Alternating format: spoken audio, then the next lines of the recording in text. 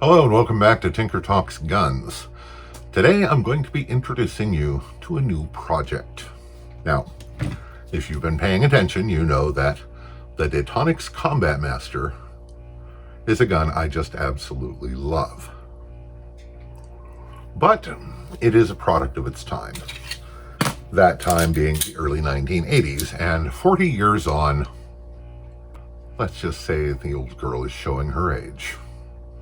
Also with the steel frame, it's quite a heavy little gun. A friend of mine refers to the Combat Master as the stainless steel brick.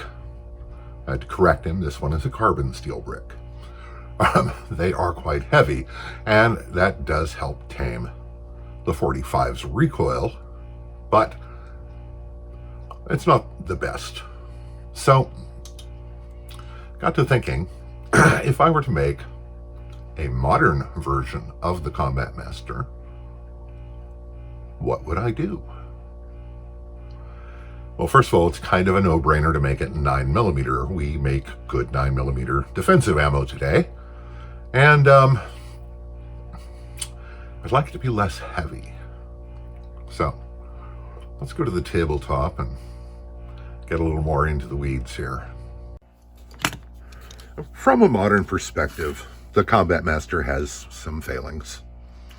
It was the first commercially successful subcompact service caliber gun, and it was the first subcompact 1911 ever. And that's worth something, but you know, time has moved on. So, first thing I mentioned, it needs to be lighter.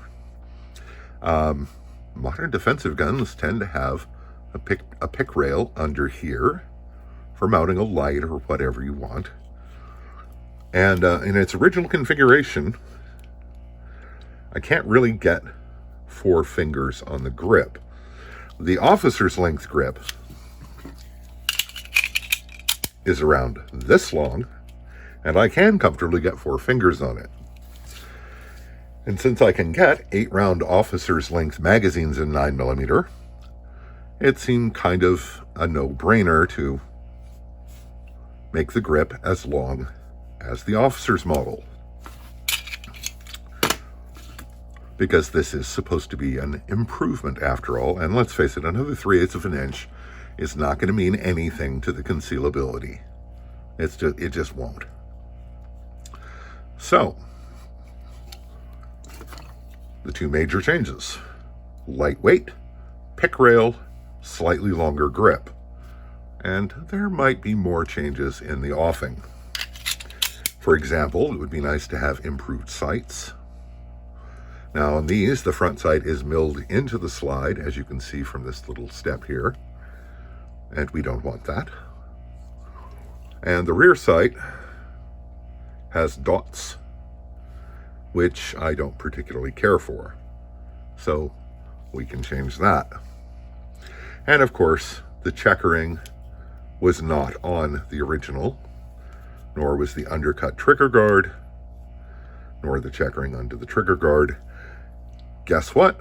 We can fix it all. Should have an ambidextrous safety too. So this will not be a slavish copy of the classic by any means. So what we're going to use for the frame is this. This is a Hellfire Armory alloy frame, and I checked them out, and they are well regarded for the most part in 1911 circles, and it weighs approximately nothing. It also has the tube machined right into the side of the frame, which I think is a very nice addition. Now, of course, the handle has to be shorter, as does the dust cover, which is marked out here. So, I am going to have to insert something here for the lower grip screw bushing, but frankly, that's not that big a deal. These are 7075 T6, which I am told is a stone bitch to weld, so I'm not going to. But you can solder it just fine. So likely that is the approach I will take. So, first step on the road to the upgraded Combat Master, which I tend to refer to as the latter-day Detonics. And with the frames here, the project is ready to begin. Parts will continue to trickle in for the next couple of weeks, but we're ready to start. And I'm pretty freaking jazzed.